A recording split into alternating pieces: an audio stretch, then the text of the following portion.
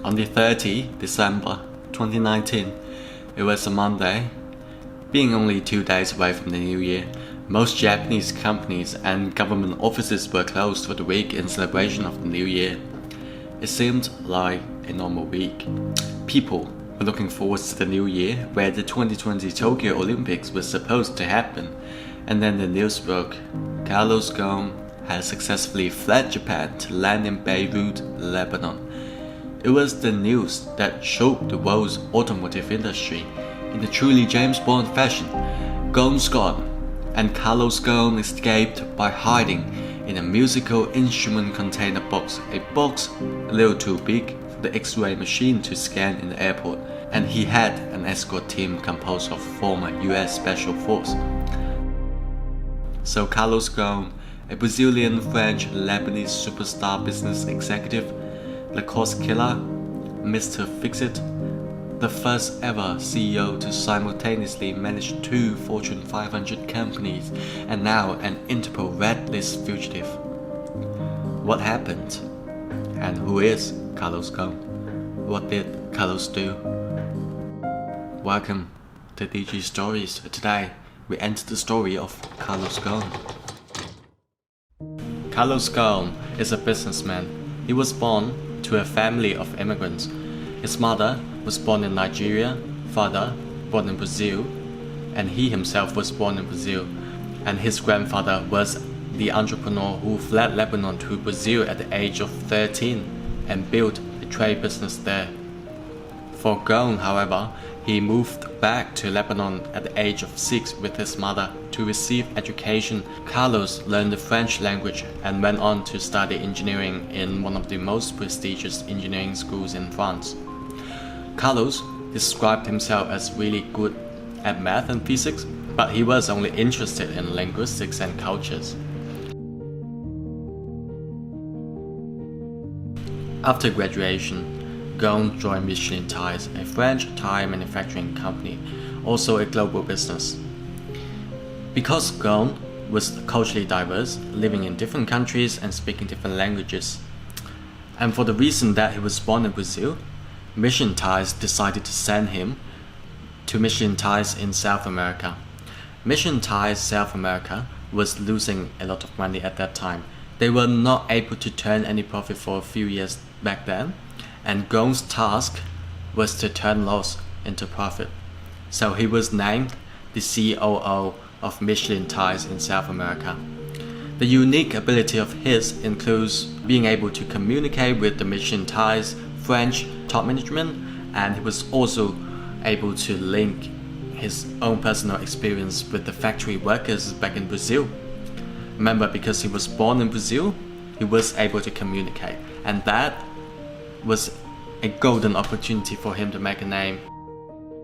In only 2 years, he was able to turn loss into profit for Michelin South America. He was recognized in the top management by Michelin, and he was later promoted to the CEO of Michelin in North America. And at that time, Carlos Ghosn was only 35 years old. Ghosn had a special ability to turn loss into profit, and that caught the eyes of Renault. Renault is a French automaker. It was going through its privatization process in 1996, and after privatization, it was losing money, aka there is loss to be converted into profit. Just imagine you have taken over a house that was owned by someone else for a decade, and when you go into the house, you see a lot of things that needs fixing. So essentially, Renault was out looking for a guy or girl that could fix it all, and Ghosn was in their radar. Because Ghosn began his career in France, it was a smooth transition for him to go back to France, but only this time as Executive Vice President of Renault. And Carlos Ghosn did not disappoint. As the Vice President of Renault, he was able to roll out a lot of really radical cost-cutting exercise that put Renault in the green again, and that earned him his first nickname, Le Cost Killer, and it was then a star in the French automotive industry. After Renault's success, it seems like there is nothing that Ghosn couldn't fix. Renault was good after Ghosn's leadership, but on the other side of the planet, Nissan, the Japanese car maker, was in deep financial trouble. It was losing money, and it had been losing money for 7 years already. At that time, Renault was looking for a partner, and Nissan's technology and assets were appealing to Renault, and for Nissan, it needed Renault's cash and Ghosn's ability. An alliance between Renault and Nissan was proposed, and when the proposal was put onto Carlos' desk, there was no way that our cost killer and the master in change management would not take on that opportunity. And so off he went.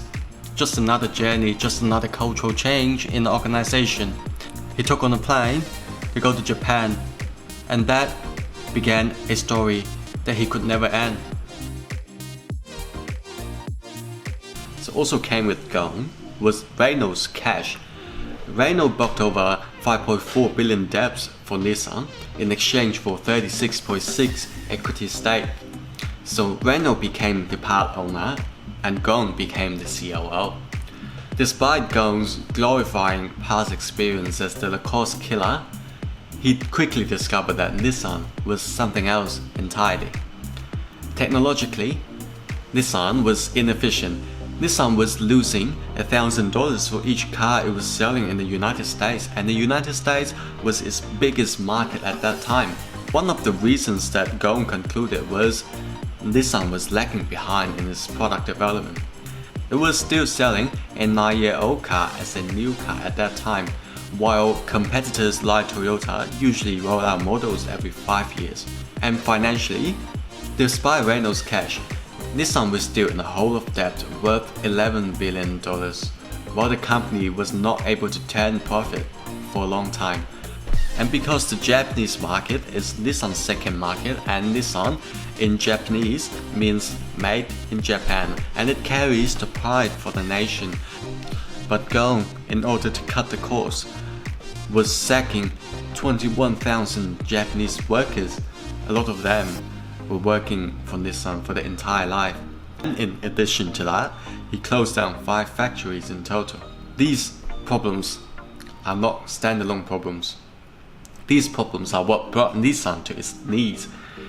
And following Ghosn's appointment, he architectured the Nissan revival plan, became Nissan's president and CEO to lead the changes. He withdrew cash from Nissan's Kyokushu investment and relocated the cash into the product development department that he believed was the beginning of Nissan's problem. So Kyokushu is a fairly common phenomenon in Japanese companies. What that means is a company would invest some money on another company that is in the same market. The goal of Kyokushu is to keep good relationships between the companies by investing money in each other. We can think of it this way. Kyokushu is just like Christmas season. We all buy gifts, but when you have a lot of families, a lot of friends that you need to buy gifts for, the money amounts up quickly. And Nissan, being the manufacturing giant in Japan, had a lot of relationships to maintain, and thus a lot of cash was trapped in the Kyokushu, and Ghosn pushed Nissan away from that.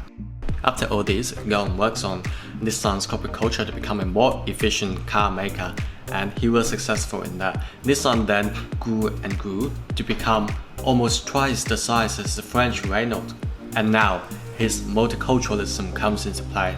Because he is multicultural, the French Renault can rely on him to oversee what is happening on the other side of the planet. And the Japanese Nissan, under his leadership, was indeed successful. In business, growth is never a bad thing, but as you grow and grow, the game becomes political. We have similar examples today in Google and Facebook being more involved in politics. Business is like a pie. Politicians' job is to divide the pie when it becomes large, and Nissan was becoming large. In order to better explain their relationships, I will use this diagram from now on. So what this diagram shows is Carlos Ghosn is the chairman CEO of all of Renault-Nissan and Renault-Nissan Alliance. Mitsubishi Motors later joined, but it was joining just because it was acquired by Nissan, so we can leave that out for now. And the alliance itself is just a board of decision making. There's nothing else other than just a place to have meetings, so we can also leave that out. So what we have left now is just Renault and Nissan, the main players. So Renault owns 43.4% of Nissan, and Nissan owns 15% of Renault. But because Renault was the one that was rescuing Nissan, Nissan cannot vote on Renault's board, but Renault can vote on Nissan's board. Because the French government owns 15% of Renault, the French government can control a big part of Nissan through its control over Renault. So as Nissan grew to twice the size as Renault, the Japanese government wasn't too happy about the situation, and they proposed a 35-25% alliance and have Renault return the rights to Nissan to be able to vote on their boards as well. And the then French Minister Emmanuel Macron denied that proposal and increased its share on Renault to tighten its control over this entire situation. And under French law, long-term stakeholders can vote twice the amount as what they own in Renault. And the Japanese government and top executives from Nissan were obviously pissed, so the tension was built. Then it comes the day, 19 November 2018. It was a Monday afternoon. Ghosn's private jet just arrived in Japan from a trip to Lebanon. Japanese investigators stepped aboard and arrested Ghosn. They put him under arrest, alleging him of underreporting $88 million in his earnings since the year of 2010. If the prosecution were to go through, and Ghosn was indeed found guilty, he could be facing up to 20 years in jail for a man that is 65 years old. The release of details of the misconduct, however, was denied by Nissan, and Nissan later announced that they have removed Ghosn from all his executive powers in Nissan. A few months later, Renault did the same. So Ghosn is free of all executive powers now and is under arrest in Japan. He then paid bail of $9 million just to be put under house arrest, but we all know there is more to the story.